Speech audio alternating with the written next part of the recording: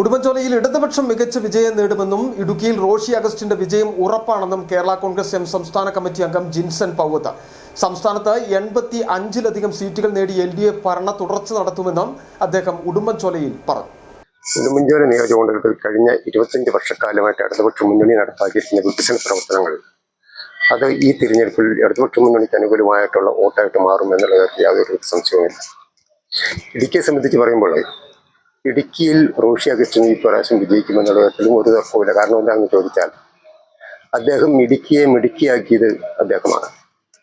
അതുപോലെ തന്നെ കഴിഞ്ഞ 25 വർഷക്കാലമായിട്ട് അദ്ദേഹം ഇടുക്കിയിൽ നടപ്പാക്കിയിരിക്കുന്ന വികസന പ്രവർത്തനങ്ങൾ, അതോടൊപ്പം കഴിഞ്ഞ ഇടതുപക്ഷ മുന്നണി നടത്തിയ ചിട്ടയായ ഇലക്ഷൻ പ്രവർത്തനം, പിന്നെ കഴിഞ്ഞ 25 വർഷക്കാലമായിട്ട് ശ്രീ റോഷി അഗസ്റ്റിന് ഉള്ള വ്യക്തിബന്ധവും സ്വാധീനവും എല്ലാം അദ്ദേഹത്തിന്റെ വിജയം സുനിശ്ചിതമാക്കുന്നു.